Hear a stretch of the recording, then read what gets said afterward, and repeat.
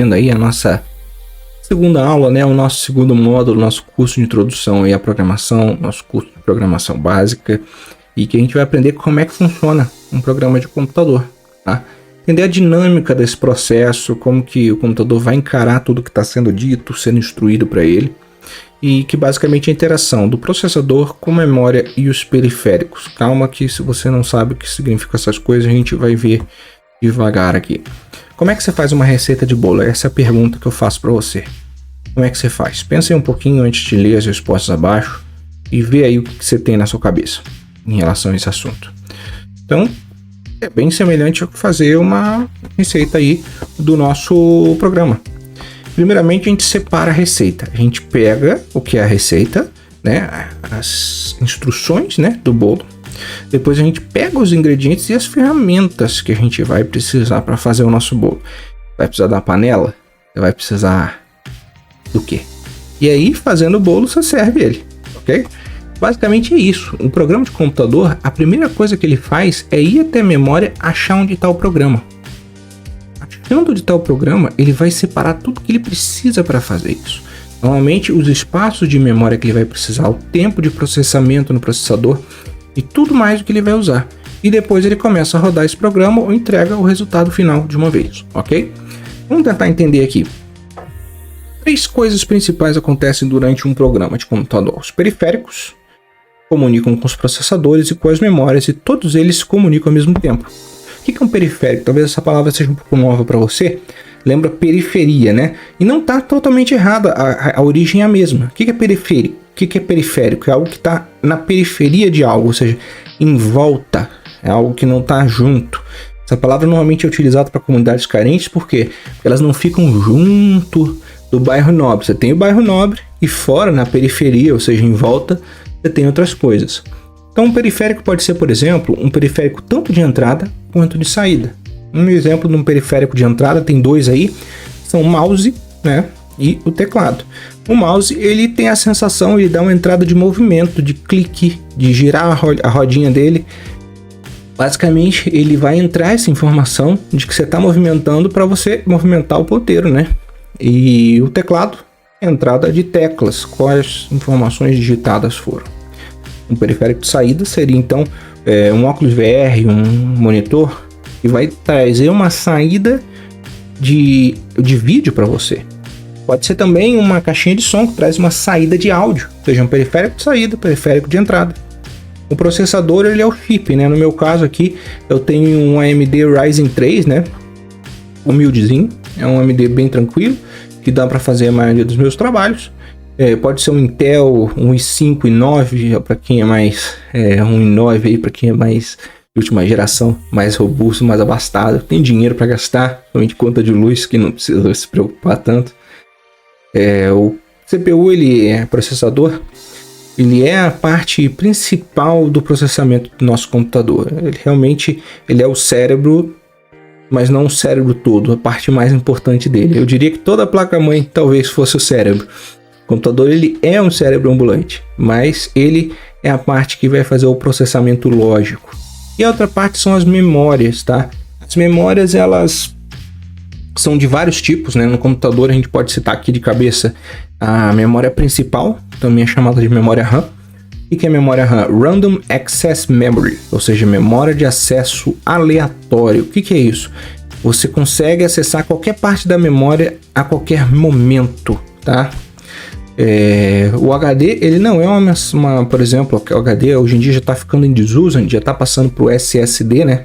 Hoje em dia, então, a gente divide em SSD ou HDD.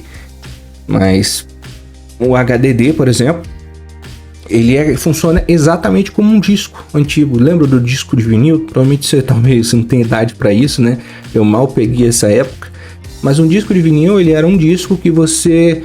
não era como um CD. O CD você até que não conseguia acessar, mas você funcionava um pouco direito, mas em teoria você começa lendo do início dele e para chegar até o final você tem que passar por todas as outras partes. Então quem gostava de ouvir uma música de vinil praticamente tinha que ouvir desde o início até o final do disco. Eu tinha que ficar tentando acertar o lugar, mas o correto mesmo seria assistir e ler do início ao final.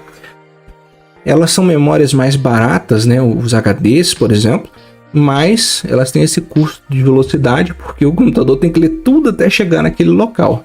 O SSD ele traz um acesso aleatório, mas ele traz para um custo muito alto, tá?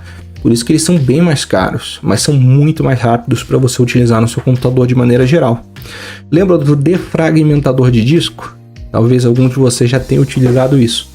Defragmentador de disco era o quê? Você ia colocando coisa no seu HD e ia apagando outras coisas. O defragmentador jogava tudo no mesmo canto para ser mais rápido de você ler do início ao fim. Olha só que coisa mais arcaica, né? Tá acabando isso. Com o tempo vai ser bem engraçado.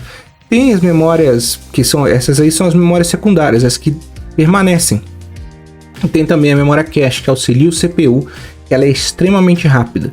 O problema da memória cache e da RAM é que quando você desliga ele, o computador da tomada, elas simplesmente não guardam mais os dados. Por isso que a gente precisa de uma memória secundária, que são os discos rígidos ou discos SSD de estado sólido, e vão salvar isso tudo. Pedindo aqui um programa de computador compilado. São dois tipos principais de programa que a gente vai ter: os compilados e os interpretados. O computador ele não entende a nossa linguagem, ok? Você não vai conseguir conversar com o computador, porque o computador ele fala linguagem binária, em bits, em dados de 1 ou 0. E isso é muito complicado de explicar e vai ser uma volta enorme para algo que você não vai ter tanto proveito no início. E o que acontece? Uma linguagem de programação compilada, ou seja, um programa de computador compilado, ele pode ser ali como alguns exemplos que eu trouxe: o C++, o C Sharp, o C, que vai ser o uso do nosso programa, o VB, o Delphi. São linguagens que a gente escreve um código, ou seja, é como se a gente escrevesse numa língua mais parecida com a nossa, com que você está acostumado a conversar com alguém. A gente tem um outro programa chamado compilador que faz o quê?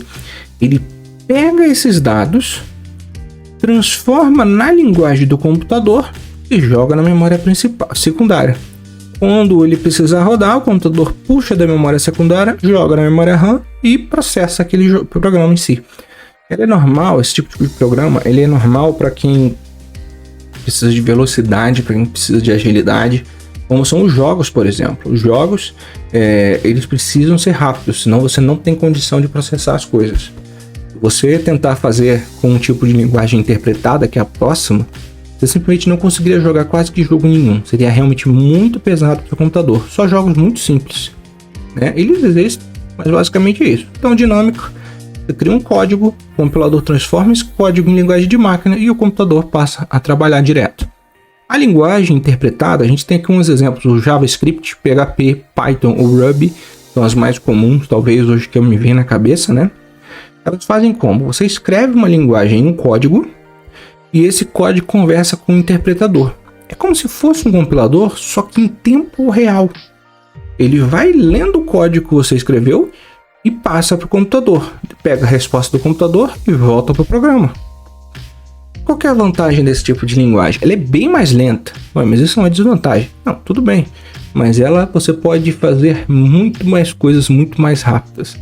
Às vezes, com um programa de computador que você escreveria em horas, numa linguagem de programação compilada, você faz em minutos com uma linguagem interpretada. Então tudo, não é que uma é melhor do que a outra. Cada uma tem a sua função. É que nem, por exemplo, uma chave de fenda. Uma chave de fenda é ótima para você aparafusar ou desaparafusar um parafuso. Você também pode tentar pegar a quina daquela parte do martelo, desentortar prego, enfiar no buraquinho do parafuso e rosquear. Vai funcionar? Até que pode funcionar em algumas situações. Vai ser muito mais difícil. Ou seja, vai você tentar pregar um parafuso com uma chave de fenda, não vai rolar. E esse é um dos grandes desafios da programação, que vai te custar alguns anos, tá? Até você virar um programador de altíssimo nível, que é você saber qual ferramenta usar em qual hora, ok? E basicamente é isso. Vamos passar aqui então para entender o que a gente vai falar na próxima aula. A aula 3 a gente vai falar: vale a pena ser um programador? O que a gente ganha entrando nesse mercado? Mais uma aula motivacional com alguns dados importantes que você precisa saber para a gente começar a trabalhar. Então é isso, espero que você tenha gostado. Um grande abraço. Entre em contato ali pelos canais, qualquer dúvida, tá bom? E é isso aí, até a próxima.